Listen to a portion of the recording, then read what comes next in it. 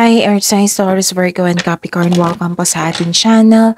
At ito ay yung weekly Gabay Tarot reading for your career and money ngayong July 15 to 21, 2024.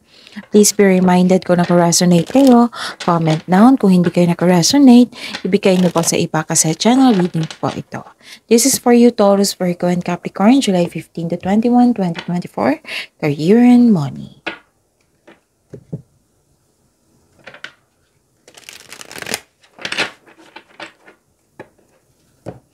Gamitin ang reading na ito bilang gabay lamang. Please like, subscribe, and click bell button for notification para updated po kayo sa daily tarot reading natin. Maraming salamat po. May lumabas dyan sa screen nyo ngayon ha. Kung gusto nyo magpa-personal reading, nakafocus mo sa career and money, nakafocus sa love reading, or general, follow instruction. So lumabas yan sa screen nyo ngayon. Panoorin nyo po.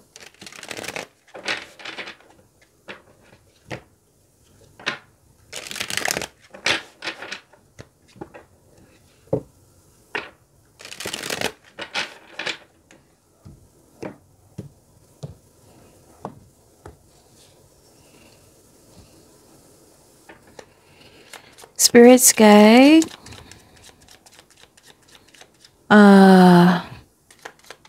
Maganap po sa career and money ni Taurus, Virgo, and Capricorn ngayong July 15 to 21, 2024. I need 3 cards po. Nakikita ko dito na inalagaan mo yung trabaho mo, ang iyong career, at pag-iingat at pag-aalaga sa kaperahan. Pwede din na may ganap na romance dyan sa trabaho nyo. And nakita ko dito naka-receive kayo ng blessings, which is maraming ideas din na gustong gawin. Nagkaroon din ng hope and healing. Parang nagre-research kayo dito. Okay. So, nakita ko dito you're happy kasi may success and good outcome. Okay?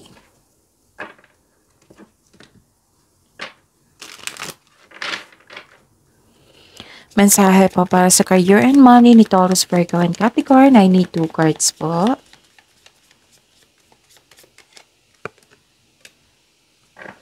Give. You will discover new talents that will lead you to do new opportunities.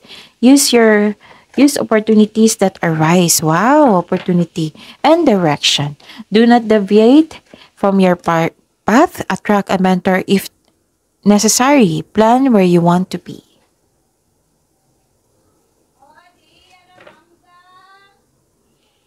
Gusto niyo po ng mangga? Okay. So, ayun. Ano po ang energy ni Taurus, Virgo, and Capricorn sa career and money nila ngayong July 21, July 15 to 21, 2024. And the clarification of this card po. Okay. Para hindi kayo malito or maguluhan, panoorin niyo po yung last 4 days tarot reading. Kahit weekly man yan, kahit monthly man yan, basta panoorin niyo po. Kasi, ayun, malalaman mo na may repeating message. Oo. Malalaman mo kung may repeating message, kailangan niyo bigyan niya ng atensyon. Kung pwede po, bigyan niyo ng solusyon at aksyon. And by the way, Taurus, Virgo, and Capricorn, may upload po nung Thursday. Napanood nyo na ba? So, 6 months Gabay Tarot reading nyo po iyon. Okay? Ang ganda nyon kasi isa-isa yon. May video kay Taurus, may video kay Virgo, may video kay Capricorn. So, panoorin nyo po. Kung hindi nyo alam kung paano hanapin sa channel natin, so comment 6 months. Okay? So, that's it.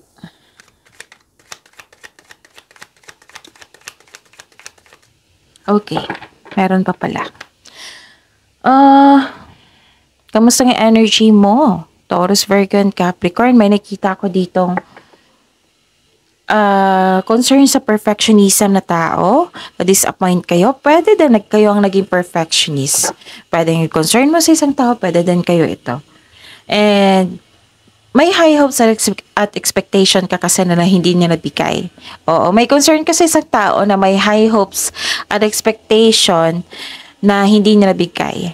So, yun, na-disappoint kayo. Pwede din hindi natuloy yung opportunity kasi sa kaka-overthink. So, iwasan nyo mag-overthink. May tao rin dito na hiningan mo ng tulong pero tinanggihan ka kaagad. Hindi siya handang magbigay ng tulong. Okay? So, yun. And nagkaroon naman ng pagbalansa dito. So, pwedeng sa emotion ito, pwedeng sa panahon, sa time, pwedeng sa money, ganon. Nagkaroon ng pagbalanse. May masungit kayong customer, no, or kliyente, pwede din kasamahan nyo. Tapos, yun, pay attention po daw kayo sa career and money nyo, lalo na sa kaperahan.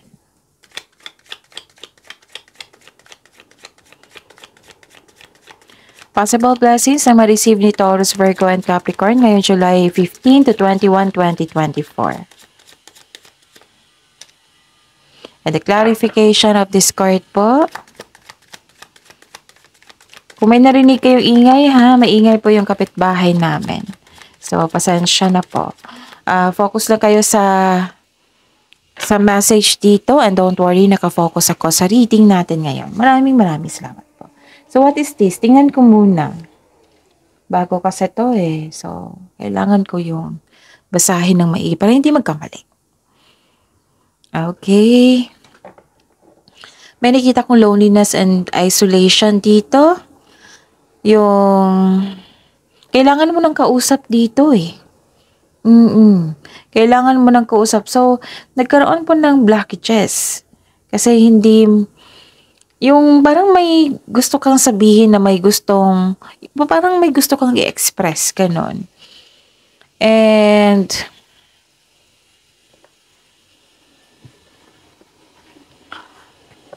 pwedeng may nawala na opportunity kasi dalawang card na po nagsabi dito. Pwedeng nalampasan.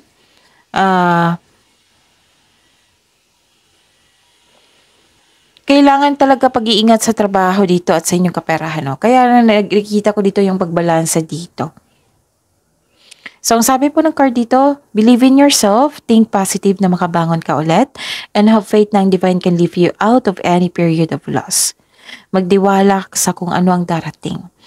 Kahit hindi ka komportable sa sandaling ito, makukuha mo ang kailangan mo. That is the blessing. So, focus on mind healing instead of suffering. May lumabas dyan sa screen nyo ngayon, ha? Kung gusto nyo yan, sundin po ang instruction. Spirits, guys, possible challenges na ma-overcome po. Ni Taurus, Virgo, and Capricorn. Ito na yun. Ito yung inaabangan ko. Magkakaroon ng hope and healing. So, don't worry. Ma-overcome nyo po ito. Magkakaroon ng transformation, bagong simula. Magbibigay ka ng action. Okay? So, don't worry, ma-overcome nyo ito. Action lang po ay kailangan. Okay? Naging confident kayo dito eh. Confidence and taking action with courage.